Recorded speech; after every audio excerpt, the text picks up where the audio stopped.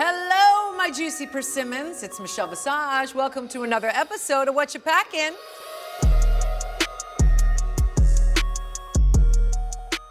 We are here with California girl, Joella. Hi. Hi, doll. So where did you grow up? I grew up an hour away from here in Corona, California. Corona. Yeah, so she's always been a California girl. I love that. So do you work more in LA now than anywhere? I moved to LA. Into WeHo or that area? In K-Town. Okay. You know, Oh, starter. nice. Okay. A nice starter apartment. So Joella, tell me all about your drag journey. How did you get into drag? Did you start with RuPaul's Drag Race? So actually, my first drag show I watched was in Vegas, and it was an impersonation show. Like the Frank Marino stuff? That Yes, one, okay. yes. And then my friend showed me the Tatiana versus Alyssa lip sync, and that changed my life. I get it. And Changed then I all of saw- our lives, darling. Yes. I saw Sasha Velour's wig reveal, and then I was like, I want to do drag. I signed up for a competition.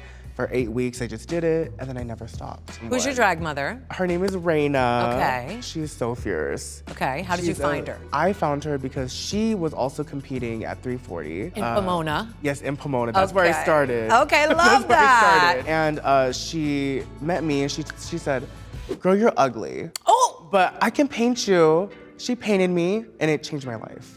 So really that's what drag mothers do. A lot of people just think, oh, you're my drag mother, you're born. Some queens are fully formed when they want a drag family or drag mother. Some are not, and the drag mother's job is to say, you need help. I don't know about you're Yes. ugly, but that's what your drag mama said to you. Well, you know, when she was painting me, I told her that I would never be a pretty person.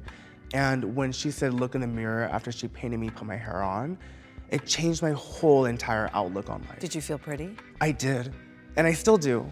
And like drag changed my life. Yeah, it kind of has that effect on people. So how long have you been doing it now, Joella? 5 years. So you're still kind of a newbie. Yes. Tell me about how then you decided, okay, I've only been doing it for, I don't know, 4 years maybe when you auditioned. I'm ready for RuPaul's Drag Race. That's really nervy and that's really ballsy. So actually, I auditioned when I was like 2 years into drag for the first time. Okay. And then every time I just did it because everybody says, oh, I don't want to audition because I'm not ready. But when you watch the show, like, not everybody's ready. And I feel like when it's your time, it's your time. And I love like, that. there's always all-stars and there's always room to grow. I love that every queen has that now. They're like, at least I get on, there's always all-stars. There's like 5 different all-stars now, so. And room to grow, that's true. So how many times did you audition? This was my 4th time. Okay, so 4. Yeah. And then you get the call. Yes. What did you do? When I got the call, okay, the first thing I did was go get Korean barbecue. I needed to celebrate, and then I went out, I had a good drink. Right? And I had fun, but it was just like one of the greatest moments of my life. Aw. Like, I thought it was attainable, but like, to get it, it was like, it's so rare to get that chance. I agree. And none of my like close drag friends have ever been like that close to it. And I've never heard of a firsthand experience of like getting the call. So now you're the chosen one. Exactly. Did your mother know? My drag mom, No, your mother. my actual mom.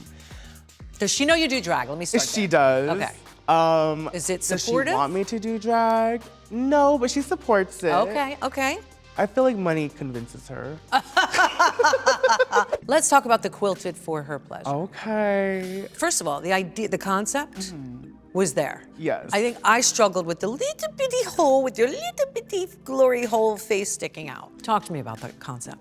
So that concept, like originally, there was supposed to be more details on the outfit, but that designer literally waited till the last minute to start it. And it wasn't done. It wasn't what I wanted. It wasn't done, but I had no choice but to bring it. Agreed. Honestly, like what I would say to people is like, don't be afraid to be a bitch. Like check up on your designers. That's not even being a Like- bitch, sweetheart. You are paying for a product. That's not being a bitch. That is what you paid for, literally. It's because in the drag world, when I first started, I would speak up more for myself and people would water me down. But like recently I learned that like, you know what, like why am I tiptoeing around all these like I need to like be me. You never stop speaking up for yourself. You wanna know why? Nobody else is gonna do it. So Joella, you knew about this competition. You really wanted to be in this competition. You auditioned 4 times for this competition, but you still don't know how to sew. Yeah. You didn't think, let me go to Joann's Fabrics and take a sewing class. It just got super overwhelming for me. Gotcha. Gotcha, sweetheart. And you don't need to be upset about it. It is what it is. Don't let sewing get you down. What's making you sad? It's just bringing me back to like when I was getting ready. And it was a lot going. Oh, honey. But you did it. Not only did you do it, you did great. Don't ever let things like that upset you. Because you know what? You're not curing cancer, baby. It's drag. You're here to have fun. Yes, it's a competition, but you're here to have fun. So what was it that's bringing out the emotions? Honestly, like, it's been so hard to process, like, this whole thing. I'm just so blessed. You are. And like, a lot just came with it, and I got very overwhelmed. I still feel like I kind of am, but like, I'm taking it day by day. Yes. I'm breathing, I'm surviving, I'm doing good. Good. And I know great things are gonna happen, and I'm so happy to be a part of the family. You are one of the family. You are Ru Girl officially, and everything is going to open up. You're gonna have so many things. But I implore you to take the time for you, Joella. Give yourself me time. It's so important, and I say this to my kids. If you don't look out for yourself, nothing else is gonna fall in line. Okay, you didn't learn how to sew, but if All Stars, or when All Stars rolls around, are we gonna learn how to sew? Oh yeah, we're gonna do more than just learn. Good. We're gonna win the design challenge. Okay. Let me not promise that. Let me not promise that. But we're gonna do good. We're gonna do good. Good, baby. Can we talk about these looks? Yes, we can. Tell me about that beautiful pink. It's my favorite color. Pink and black are my favorite colors. So pink is actually one of my favorite colors too. For this one, I just wanted something that was very high glamour. My drag, there's a lot of embellishments and just big silhouettes. And I wanted to take this one to the extreme a little bit. And I just wanted to look glamorous. And it is glamorous. It's gorgeous. And the black and white one is very structured, and you love a structure. I do. The black and white one was actually inspired by kind of like my culture. It was inspired by yin and yang. I love that. Do you try to bring your culture into a lot of what you do? You're I'm Chinese. Chinese. At first, when I started drag, I didn't because for such a long time, I whitewashed myself. Oh. Because like growing up in Corona, there's not a lot of Chinese people. So I would be like so ashamed to show myself. But I think it kind of helped me in LA in drag because when I first started, there was no Asian queens booked in like the mainstream shows. And I never realized I was the one that was representing everyone until my sister Shumai, who like I love that name. leads the Asians out here. Yes. She was like, girl, you know that like we don't usually get these opportunities. So like, Excuse me, now you're winning competition. exactly. Yes. I think me whitewashing myself helped me push through, but now I try to like include more of my culture into what I do. I think voices like yours are really important to be seen on television screens. Thank you. And I'm so glad you found your way back. Yes. And then this one behind me is very, when I think of Joella, that's kind of the image that I get in my head. Okay. So did you help design all these? I did. I had a hand, a voice, and a mind in it. Okay, so tell me about this jumpsuit. So this one was inspired also kind of like Asian culture. It's inspired by a betta fish. And betta fishes are like fighter fishes, right? Like that's what they're called. I feel like sometimes I might have a little bit of a fight in me. So I kind of related to it because they're also so beautiful. And I feel like there's also so much beauty in like just fighting for yourself and being you. Yeah. Do you feel beautiful? I do. I love that.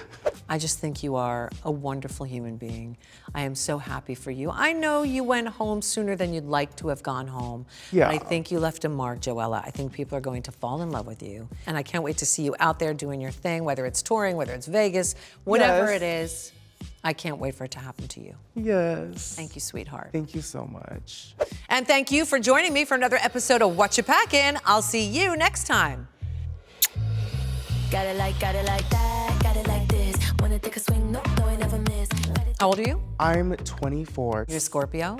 I am November what? 16th. Day before RuPaul. Okay, yes. A day before RuPaul. So I understand where you're coming from.